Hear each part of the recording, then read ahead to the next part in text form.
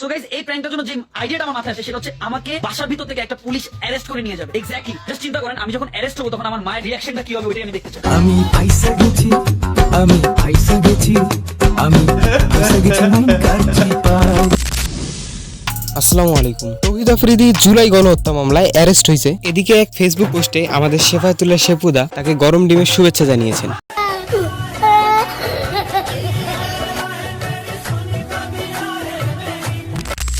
এবং আমাদের বাংলাদেশি কন্টেন্ট ক্রিয়েটররা ফিরে পেয়েছেন তাদের বাক স্বাধীনতা। তৌহিদ আফ্রিদির একটি কলে ডিবি অফিসের মধ্যে ধরে নিয়ে আমাকে 1 ঘন্টা নির্মম ভাবে পিটানো। আমার নাম রেড লিস্ট, আরেস্টাম রেড লিস্ট, কারণ আমি রাষ্ট্র বিরোধী, আমি রাষ্ট্র বিরোধী।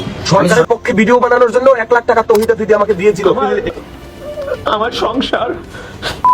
যদিও সোশ্যাল মিডিয়ায় অনেকে বলতেছে তৌহিদ আফ্রিদি নির্দোষ, আবার অনেকেই ট্রোল করতেছে, আবার কেউ বলতেছে তৌহিদ আফ্রিদি তার নিজের মানুষদের বিশ্বাসঘাতকতার কারণে অ্যারেস্ট হয়েছে। অর্থাৎ তৌহিদ আফ্রিদির নিজের মানুষ বলতে রাহির উপরে এই কথাটা চাপানো হচ্ছে। এই বিষয়টায় পরে আসতেছি। এখন কথা হচ্ছে ভাই যা রটে তা অবশ্যই কিছু না কিছু বটে, নয়তো ভাই এতগুলো কন্টেন্ট ক্রিয়েটর তো শুধুমাত্র ফ্রেম নেওয়ার জন্য এই কথাগুলো বলবে না। কারণ প্রত্যয় হিরণ, আরএস ফাহিম চৌধুরী, স্বপন আহমেদ এদের ভিডিও আগ থেকেই চলতো, এখানে ফ্রেম নেওয়ার কোনো প্রশ্নই আসে না। আমার আর একটা কথা আছে, 116 নম্বর ব্লগটা কি আমরা পাবো, যেটা টাইটেল হবে প্র্যাঙ্ক উইথ সিদ্ধ ডিম।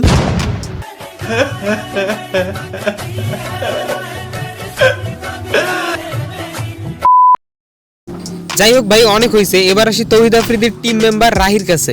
সে অন্যরকম মানুষ ভাই, সে ক্যামেরার ভিতরে একরকম, কিন্তু ক্যামেরার বাইরে খুব ডেঞ্জারাস একটা লোক। তারা কিন্তু সবাই ভয় পায়। ইউটিউব ইন্ডাস্ট্রিতে একটা টাইমে তারা সবাই ভাগের মতো, যে কোথায় যায় কখন কি করি না করি সবকিছু আমার সিআইডির আন্ডারে।